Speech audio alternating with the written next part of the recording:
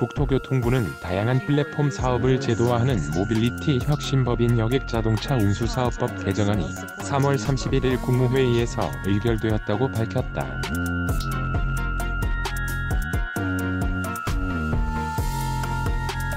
그동안 명확한 제도적 근거가 마련되지 않아 새롭고 창의적인 시도를 주저할 수밖에 없었던 모빌리티 기업들이 안정적으로 제도권 내에서 활발한 투자 유치와 혁신적인 사업 모델 발굴에 뛰어들 수 있게 되었고, 택시도 플랫폼과 결합하여 수준 높은 서비스를 제공할 수 있는 기반이 마련된 것이다.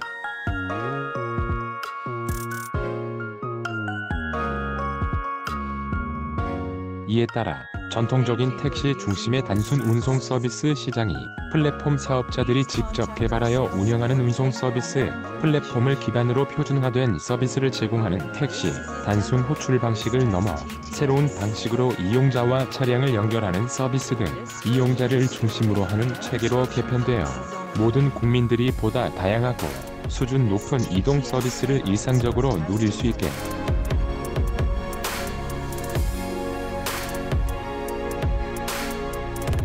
사회적 타협을 통해 모빌리티 혁신 기반 마련. 이번에 개정된 여객자동차법은 이해관계자들이 사회적 타협을 통해 정책적, 제도적 해결책을 마련했다는 점에서 큰 의의가 있다.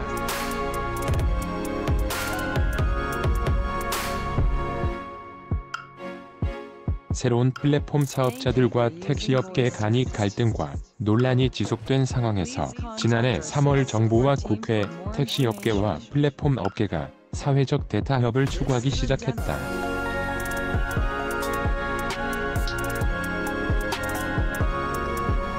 이후 조정을 거쳐 7월 혁신 성장 및 상생 발전을 위한 택시제도 개편 방안을 마련하였으며 수십 차례 협의를 거쳐 플랫폼 사업 제도화 방안을 구체화하였다.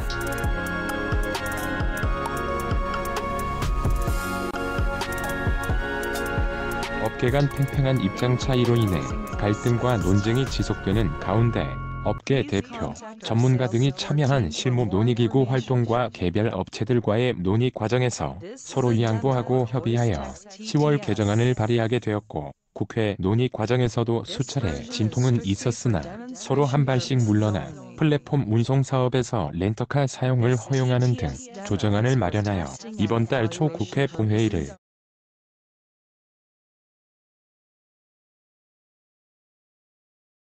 이번 개정 법률은 변화된 시대에 맞게 기존 업역 체계를 새롭게 개편하여 플랫폼 사업을 신설했다는 측면에서 의미가 크다.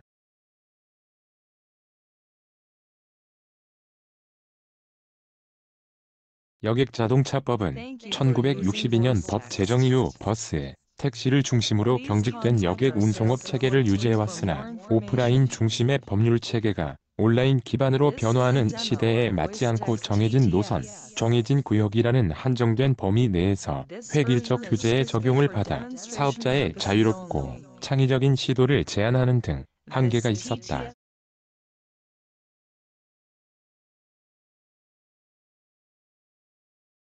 새로운 플랫폼 사업을 통해 완화된 규제 환경 아래 AI, 빅데이터 등 4차 산업혁명 기술을 활용하여 소비자 중심의 혁신적인 운송 서비스를 창출할 수 있게 된 것이다.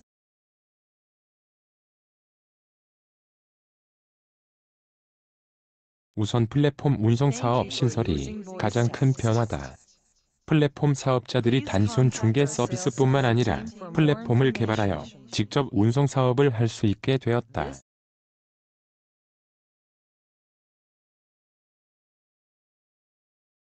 고 말했다.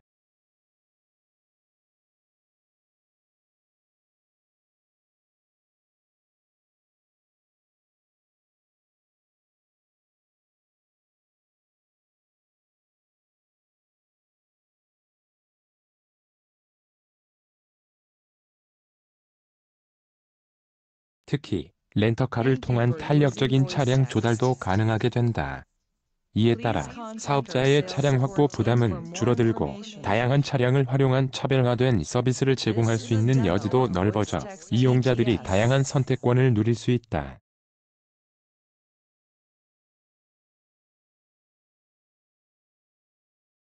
아울러 기존의 기사 포함 렌터카 서비스를 제공하던 업체들도 플랫폼 운송 사업으로 전환하여 안정적으로 사업을 할 수 있다.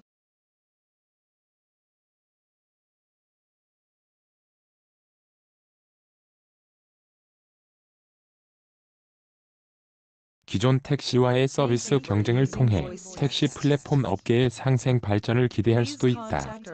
택시를 활용하는 기존 운송 가맹 사업도 플랫폼 가맹 사업으로 개편된다.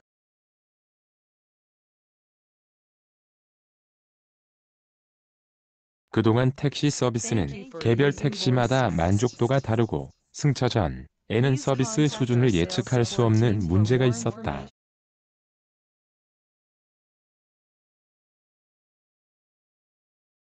또한 기존 택시의 규제 체계 안에서 가맹사업 제도가 운영되어 가맹사업 활성화에 한계가 있었다. 그러나 플랫폼 가맹사업을 통해 브랜드별로 서비스 수준이 표준화되고 요금 등 규제가 완화되어 더욱 다양하고 혁신적인 서비스도 등장할 수 있는 기반이 마련된다.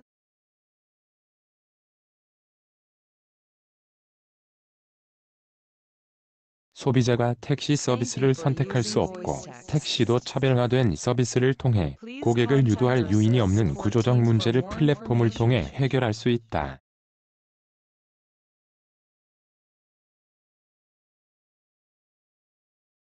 또한 플랫폼을 기반으로 승차 거부, 골라 태우기, 불친절 등 고질적인 문제를 해결하고 기존 택시 규제도 과감하게 개선하여 국민들의 신뢰를 받는 모빌리티 서비스로 거듭나는 초석을 마련하고 플랫폼 운송 사업과 서비스 경쟁을 통해 여객 운송 시장이 더욱 발전할 것으로 기대된다.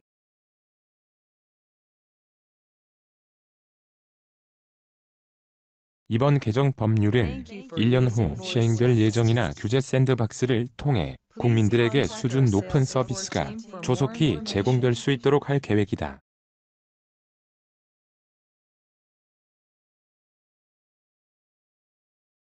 이러한 정부의 방침에 발맞추어 여러 모빌리티 기업들이 새로운 서비스를 조기에 출시하기 위해 사업 모델 발굴, 투자 유치 등에 힘쓰고 있는 것으로 파악된다.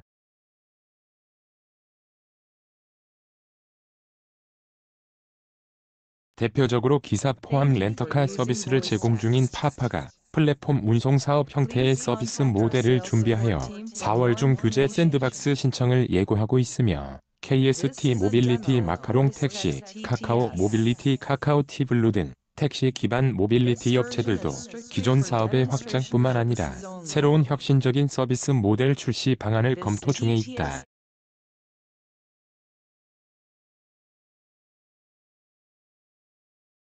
그 외에도 여러 스타트업들이 택시 기반, 렌터카 기반 등 다양한 방식의 서비스 출시를 위해 발빠르게 움직이고 있는 것으로 파악된다.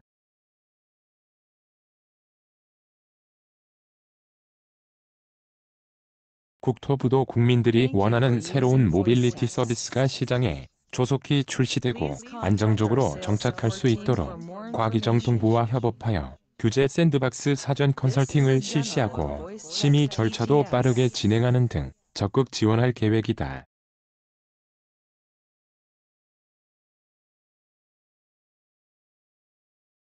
신청 준비는 물론 통상업체별 신청 후 관계기관 검토 및 협의, 위원회 심의 등 절차에 2개월 정도 소요되고 있으나 신청서 작성, 사업 모델 컨설팅 등 준비 과정에서부터 적극 지원하고 신청 후 심의까지 기간도 최대한 단축될 수 있도록 할 계획이다.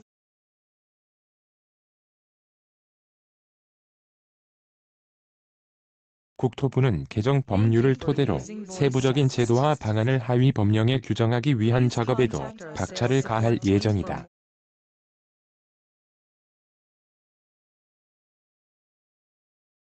플랫폼 운송 사업의 허가 총량도 스타트업들이 투자 유치를 통해 새로운 제도에 안정적으로 정착할 수 있도록 운송 수요와 국민 편익 등을 고려하여 최대한 유연하게 관리할 계획이다.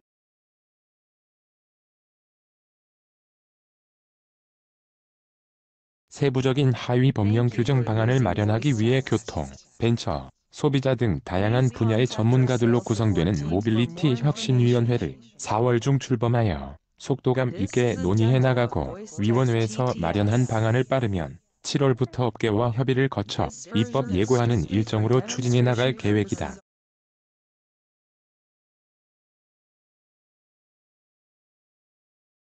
혁신위원회는 아직 세부적인 제도 설계에 대한 업계 간 입장 차이가 있는 상황에서 다양한 관점을 가진 전문가들이 객관적으로 논의하여 정책 대안을 권고하게 되며 이해 관계자가 납득할 수 있고 국민 편익을 극대화시킬 수 있는 합리적 방안을 도출해 낼 것으로 기대하고 있다.